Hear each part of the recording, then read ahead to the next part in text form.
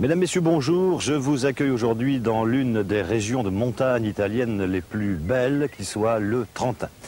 Quand on évoque le Trentin, on imagine bien entendu le paysage caractéristique des Dolomites, fait d'alternance de falaises abruptes, de vallées et de petits lacs de montagne. Mais ce qui est plus original sans doute est que cette région montagneuse est l'une des plus grandes zones viticoles italiennes et l'une des plus anciennes aussi, puisque les premiers témoignages connus concernant la vigne remontent à 3000 ans. C'est ainsi que la viticulture du Trentin modèle un paysage très caractéristique avec ses rangées de vignes qui gravissent en espalier les pentes les plus abruptes. Historiquement et géographiquement, nous nous trouvons aussi dans une région intéressante, avec d'abord le fameux Concile de Trente qui, il y a 300 ans, marqua l'Europe de la contre-réforme, mais avec aussi et surtout une position frontière entre deux pays, l'Italie et l'Allemagne, l'Autriche, qui donnent à Trento une physionomie originale. Innsbruck, par le tunnel du Brenner, n'est qu'à un peu plus de 100 km, et l'influence du Tyrol est très forte dans la ville même de Trento, tant sur l'architecture que sur la vie quotidienne des habitants, empreinte de rigueur et de labeur. Trento et sa voisine Arco sont également célèbres par les alpinistes et grimpeurs qui ont fait de cette région l'un des hauts lieux de l'alpinisme italien. Le fameux Reinhold Messner habite d'ailleurs à quelques dizaines de kilomètres d'ici. À Trento, chaque année se déroule un événement très important, le festival du film de montagne, d'aventure et d'exploration. Ce festival en est aujourd'hui à sa 37e édition. On peut donc dire que c'est ici une institution et une célébrité. Je vous proposerai dimanche prochain quelques échos de ce festival, mais pour l'heure, je vous invite à regarder le dossier du jour. Ce dossier concerne d'une part les alpinistes, ceux qui pratiquent la montagne à de très hautes altitudes, au-delà de 4000 mètres. Mais il concerne également tous ceux et celles qui, un jour, à l'occasion d'une promenade en montagne, ont ressenti les effets de ce mal que l'on appelle mal aigu des montagnes, qui n'est autre qu'une inadaptation de l'organisme au manque d'oxygène, à l'hypoxie. Alors vous allez voir ce premier volet d'une grande enquête que nous avons réalisée dans plusieurs pays à travers le monde. Et puis dans une vingtaine de minutes, je vous proposerai un avis autorisé, celui d'un alpiniste jeune encore mais déjà célèbre. Il rentre d'une expédition à plus de 8000 mètres au Manaslu. Il s'appelle Benoît Chamou. À tout à l'heure.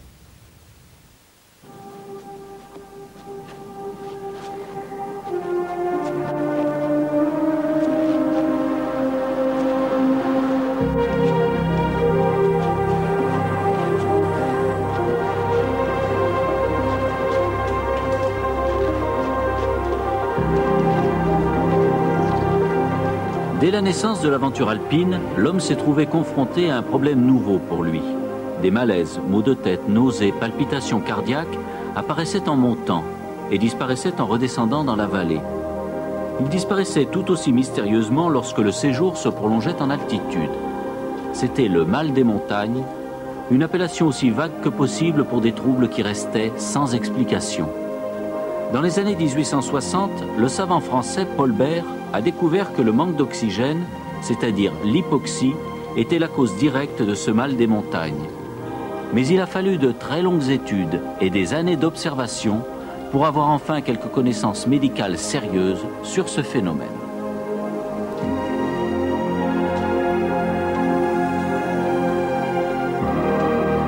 Mexico 1968, les premiers Jeux Olympiques d'altitude, 8,90 m pour l'Américain Bob Beamon, c'est le record du monde, une distance jamais égalée. L'arrivée dramatique du marathon de Mexico, à 2200 mètres, l'air moins dense pénalise les coureurs de fond alors qu'il a favorisé le sauteur. L'air que nous respirons est un mélange d'azote et d'oxygène, 80% d'azote, 20% d'oxygène. Que ce soit à l'équateur ou au pôle, au Sahel ou en Amazonie, dans le métro de Paris ou à Katmandou, cette composition ne change jamais. Ce qui change, c'est la pression atmosphérique. Au niveau de la mer, elle est en moyenne de 760 mm de mercure. À 5400 mètres, elle est inférieure de moitié et au sommet de l'Everest, il n'en reste qu'un tiers. Dans 1 litre d'air, le nombre de molécules d'oxygène sera 3 fois plus faible à l'Everest qu'au niveau de la mer. Je m'approche délicatement et je commence à respirer progressivement. La température extérieure est de 28 degrés. C'est parce qu'il y a moins d'oxygène disponible en altitude qu'il faut respirer davantage.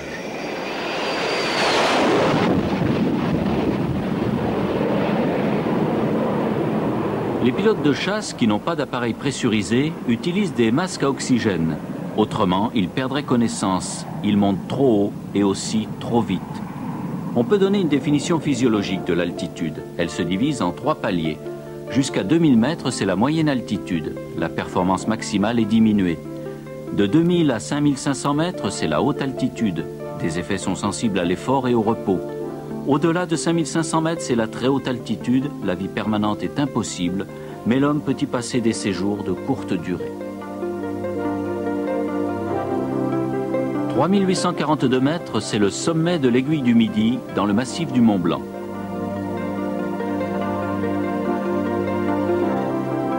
Chaque jour, pendant la belle saison, des centaines de touristes font cette excursion. Pour eux, c'est souvent une première expérience de la haute montagne.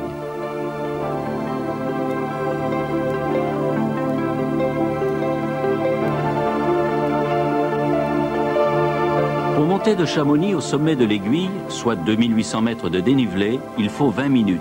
Les passagers n'ont pas le temps de s'habituer à l'altitude, ou plus exactement, de s'acclimater. Vous venez de monter une cinquantaine de marches à 3800 mètres d'altitude. Quel effet ça vous fait? On est essoufflé. Vous êtes essoufflé? Sans le cœur qui bat beaucoup plus vite. Il y a les jambes qui tremblent aussi. Par rapport à un effort en basse altitude, ça fait une grosse différence? Peut-être un manque d'équilibre aussi.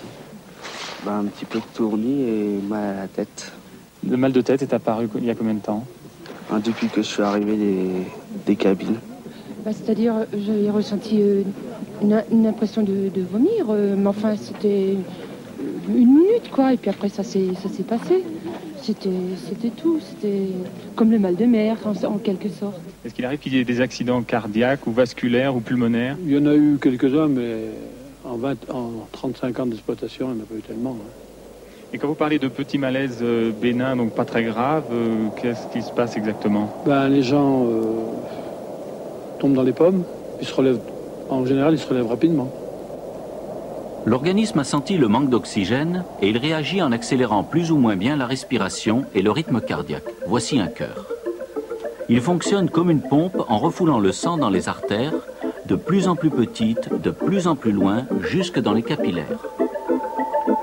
Laissons de côté tous les autres composants du sang pour nous intéresser uniquement aux globules rouges. On peut les comparer à des camionnettes de livraison. Leur principale fonction est de prendre de l'oxygène dans les poumons et de le livrer aux cellules. Le sang leur apporte aussi des aliments. La cellule qui travaille produit des déchets, notamment du gaz carbonique. Pour rentabiliser son voyage, le globule ne repart pas à vide. Il charge le gaz carbonique, direction le poumon, où celui-ci est évacué à chaque respiration.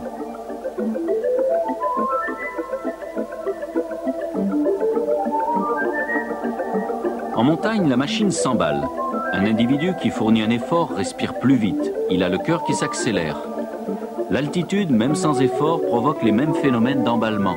Alors imaginez à quelle sollicitation est soumis l'organisme d'un grimpeur en haute montagne.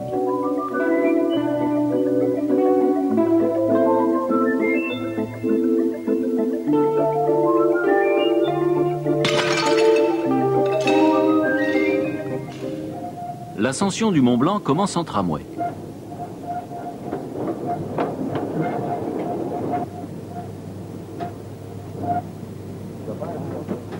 Terminus, le Nid d'Aigle à 2300 mètres. Là commence la véritable épreuve. Au début, la progression est encore facile. Le rythme des marcheurs est alerte, peu ressentent les difficultés dues à l'altitude.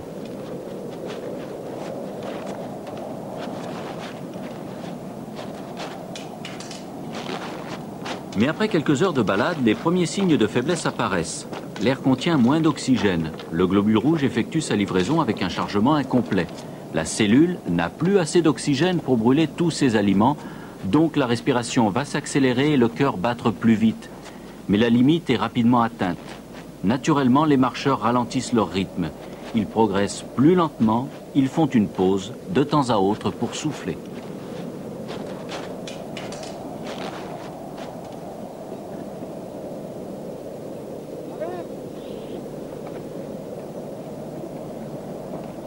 Seuls les grimpeurs bien équipés et entraînés atteignent sans problème l'aiguille du Goutet, à 3800 mètres. Nous entrons ici dans le domaine de la haute montagne. Aux difficultés techniques s'ajoutent des difficultés respiratoires. L'arrivée au refuge est salutaire.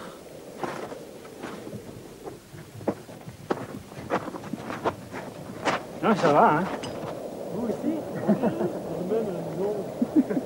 Je suis revenu, tu vois. Ça va? Il faut se reposer, se restaurer et boire en grande quantité. L'effort physique et la lutte contre le froid demandent un apport calorique important ainsi qu'une bonne hydratation. Certains alpinistes n'iront pas plus loin. Je me sens très fatigué, j'ai très mal à la tête et j'ai envie de vomir. C'est pas la première fois que je vais en altitude et puis chaque fois comme ça en arrivant à 3500 ou 3800 mètres ça me fait la même chose quoi, des maux de tête. Le mal de tête. Ouais, des migraines terribles.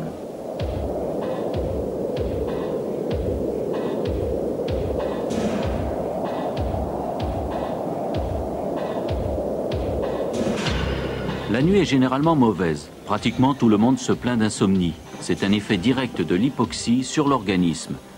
Aussi, pour se lever à 2 heures du matin, ça n'est pas difficile. Bien équipés, vêtements chauds, piolets, crampons, une très longue journée attend les alpinistes.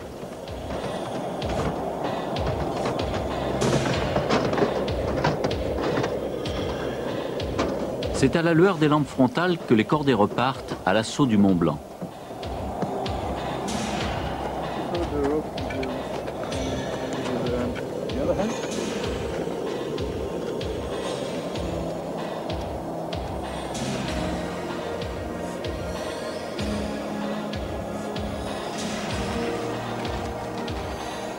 Le jour s'est levé sur l'arête des Bosses, partie finale de l'ascension. En été, plusieurs centaines d'alpinistes se retrouvent chaque jour au sommet. À ces altitudes, la capacité physique des individus est très diminuée. Cette capacité est mesurée au niveau de la mer par la consommation maximale d'oxygène, ce que les spécialistes appellent la VO2 max. Au sommet du Mont Blanc, il reste 70% des forces. Au sommet de l'Everest, il ne reste plus que 20%. Plus on monte, plus la progression est difficile, sans compter le mal des montagnes qui vient affaiblir encore les grimpeurs.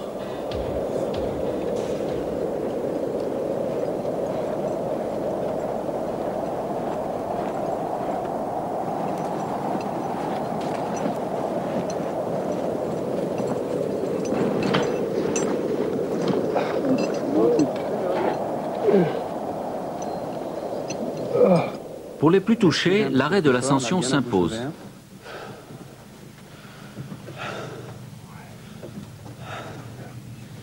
Ça me donne des vertiges, ça. Ce jeune alpiniste a eu la chance de rencontrer un médecin à l'observatoire Vallot, à 4360 mètres au pied de l'arête des Bosses. Nous avons un malade à l'observatoire. Est-ce que l'hélicoptère peut venir le chercher? À vous. Pour lui, c'est l'évacuation. À ce stade, il serait incapable de redescendre par ses propres moyens.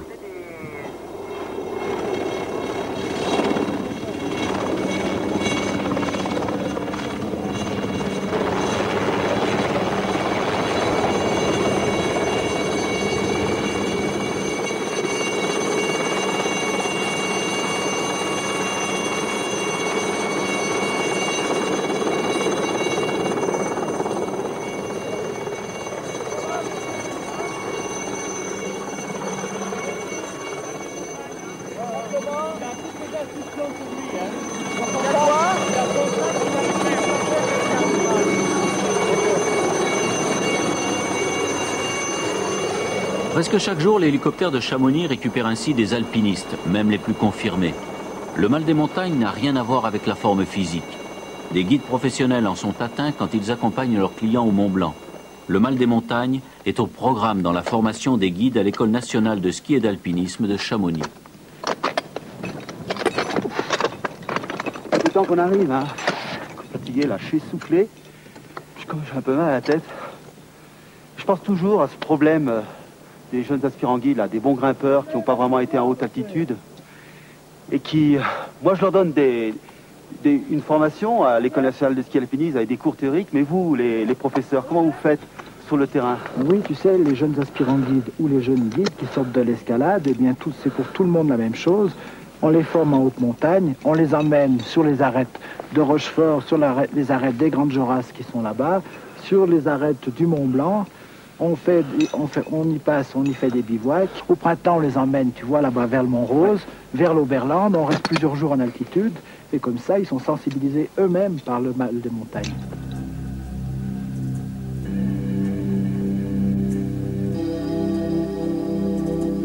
Un groupe de médecins arrive à l'Observatoire Vallot. Il vient réaliser une série de tests sur ce fameux mal aigu des montagnes.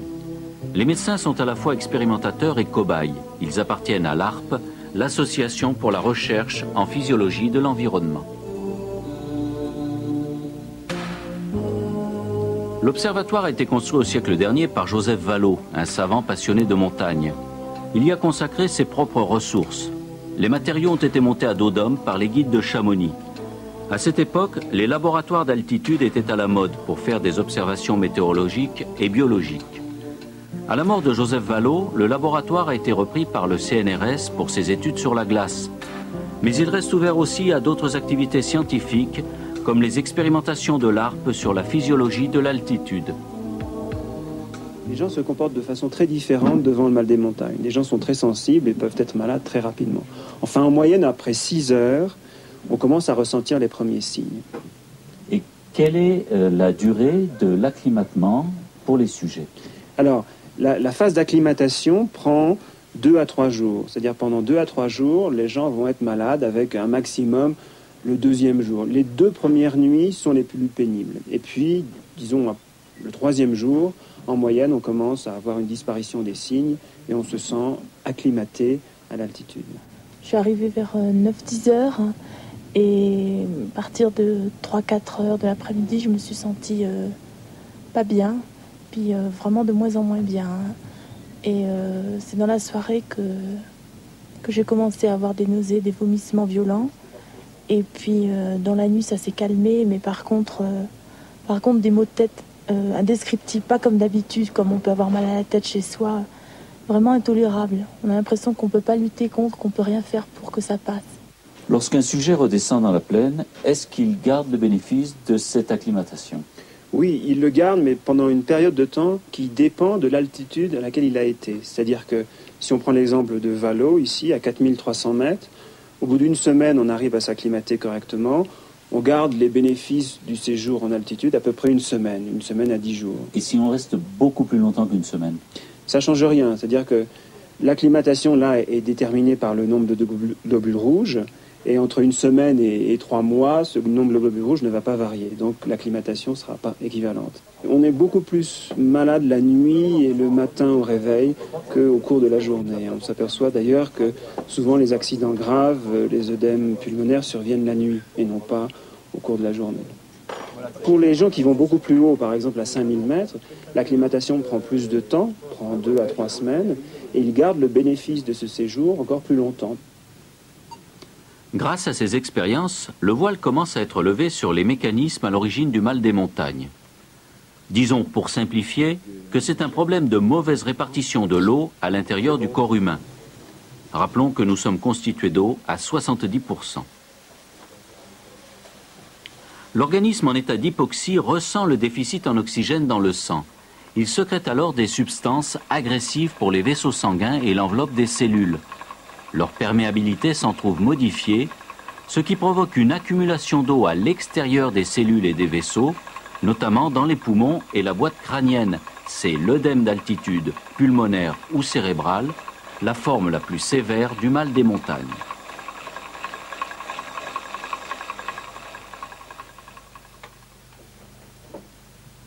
La mauvaise répartition de l'eau dans l'organisme provoque aussi tous les symptômes que nous avons rencontrés, maux de tête, nausées, insomnie. La prise de certains médicaments peut se montrer efficace contre le mal des montagnes, par exemple l'aspirine et les corticoïdes. Un moyen à la portée de tout le monde, c'est également de boire en grande quantité.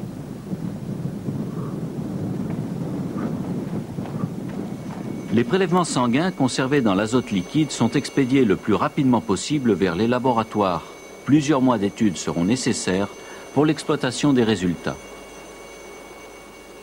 Une partie des prélèvements est traitée par un laboratoire pharmaceutique privé, le Centre de recherche Sandoz à Rueil-Malmaison. Cette société est un partenaire de l'ARP dans la recherche sur le mal des montagnes.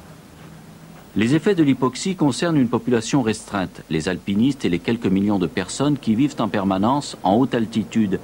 Mais les observations et les analyses effectuées à leur sujet ont un intérêt plus général. Elles permettent d'isoler des mécanismes particuliers dans le fonctionnement de l'organisme et donc de mieux connaître d'autres maladies qui s'y rattachent et la manière de les traiter.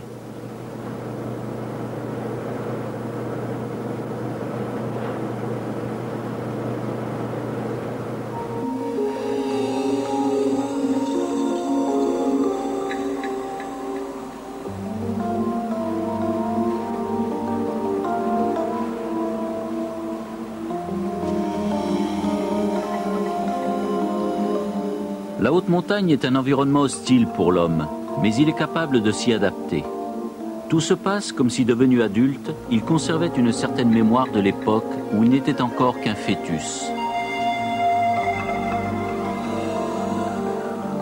Le fœtus vit en effet avec aussi peu d'oxygène qu'à 7000 ou 8000 mètres, mais cette mémoire biologique, en partie effacée, ne lui permet plus de vivre aussi haut.